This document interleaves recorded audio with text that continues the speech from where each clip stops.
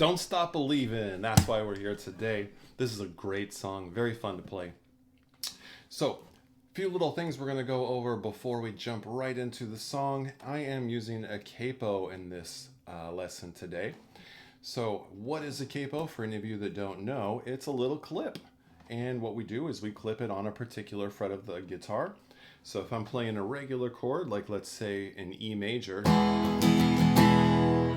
and if I clip it on the first fret, now the second fret becomes first fret. And it raises the pitch of the guitar. So a capo can be a great tool. It's fun to play with. Anything you already know how to play, you can bring the capo up on the guitar, make it sound completely different. Putting it on the fourth fret now, and you hear that E major chord sounds way higher. So for the song we're going to be playing today, we want to have a capo, and we're going to put it on the fourth fret of the guitar. So I just give that a squeeze, clamp it down over. Careful not to make sure any of the strings are bent when you put it down. And there we go, locked in. Always test each string to make sure that it's not getting a buzzy or muted sound from the capo. All right, so last thing before we get started today is the F chord. So in our previous lessons, we've learned the F major 7 chord, right? Which is the 3, 2, 1. Now, there's really 3 versions of F that people use a lot. The F major 7 that I just showed you, and then also playing 3 on the D, 2 on the G, and then with my index finger barring the first fret on the B1 and the high E1. And then we get this great sound instead of, right? They're a little different. And then there's the full bar chord F. So anybody that's been playing a while and jumping in on this, we know the full bar chord F. My newer students, I wouldn't expect you to be able to play this just yet, but if you want to give it a try, it's going to be our index finger across the entire first fret above the capo. And then on the other side, I'm going to put my ring finger on the 3rd fret up from the capo, my pinky finger on the 3rd fret also, so that's ring finger on the A3, pinky finger on the D3, middle finger on the G2. And then we lay that bar flat across the 1st fret, and we get this full F bar chord rich sound. All right, so now today, if you don't have a capo, no worries. You can play the chords I'm going to show you without a capo. It's just going to bring the pitch way down for this song. This is going to be great if you want to play along with the song. You're going to need that capo on the 1st fret, 4th fret. All right, so the Journey song, it's going to have 2 main components to it, verses and choruses. The verse of this song is going to be broken down into 8 different chords. So let's review what those chords are. Chord number 1, C major. Chord number 2, G major. Chord number 3, A minor. Chord number 4, F major. Now we can use the full bar F, the mini F, or if none of those are really reachable to you, that F major 7 will work just fine in this song. One tip though, if you're going to use the F major 7, try not to strum that high E string at the bottom. Just try to really go for those 3 strings, the D, the G, and the B, and it'll be much closer to what the song actually sounds like. All right, so let's review. We had C and G, A minor, and then F. Now we're going to go one more chord progression. That's the first 4 chords. So we start over, repeat C again. We go to the G major again. But now instead of A minor, we're going to use E minor. And then the F. So 8 chords, C, G, A minor, F, and then we repeat C, G, but then use E minor instead of the A minor, and then finish with the F. So this is going to work for the intro of the song as well as the verses of the song. You know, in the intro, they've got piano playing, but you can jump in right away strumming these chords.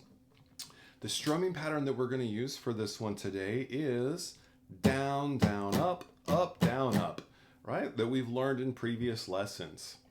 So let's give that full chord progression a try. We're going to take it nice and slow here the first time around. We have C to G, A minor, and F. Now back to C to G, E minor, and F. All right, we're going to run that through the entire intro and the verses of the song. Now the chorus, the second main parts of this song, is going to be actually very simple. We have 2 chords in the chorus, and then we have this little turnaround spot that we'll look at too. But the chorus, we have F major, and we have C major. There we go. Now, I do recommend giving it a little bit of a different strum. So here's what I like to do for the chorus.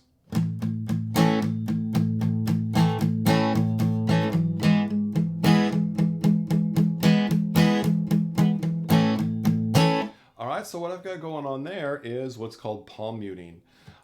So for any of you that don't know what palm muting is, I'm resting this flat back part of my palm at the very bottom of the strings on what we call the bridge. So if I play a chord without palm muting, right, but if I rest my hand on it, it really mutes it out. Now, if you're up too high, it just completely kills the sound. So slide it back until it just kind of rings out a bit, and then you'll find that right spot.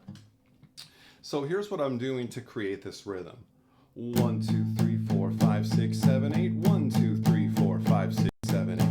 Right, so a 16 count on the F chord. And what I'm doing is lifting the palm mute off, 1 on the 1. 1, 2, 3, 4, 5, 6, 7, 8. So I'm lifting on the 1 and the 4 and the 7, taking that palm mute off.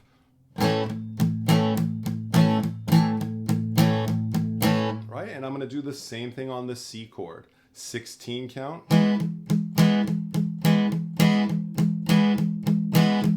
All right, so that's a 16 count on the F, a 16 count on the C, and we're going to do this 3 times for the chorus of Don't Stop Believin'. So 16 count on F, 16 count on C, again F, again C, again F, and again C. And then we move into the closing part of the chorus, which will do 1 more 16 count on the F.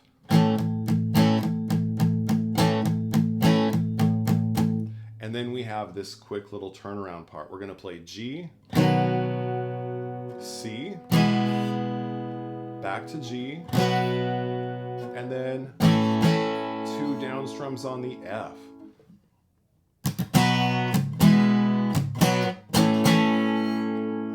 All right, one more time. We got G, C, G, F, F. And then right back into the verse.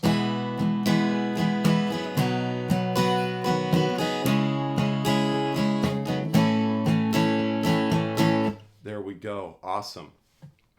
Now, there is one spot in the song, I believe it's after the first chorus, coming back into the verse. It does the first 4 chords twice. So we play C, G, A minor, F as a small instrumental section, and then the singing starts. We go back to C, G, A minor, F, C, G, E minor, F.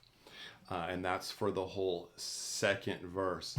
Then we're going to run through another chorus, and then I believe we go back to the verses, which will last through the guitar solo and through the end of the song at that point. So really just 2 major components here.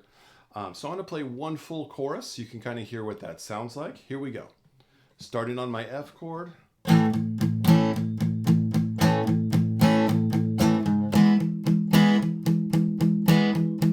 Second time.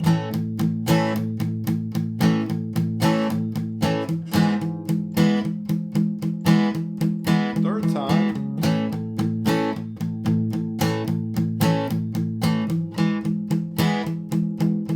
Now that last part, just F, and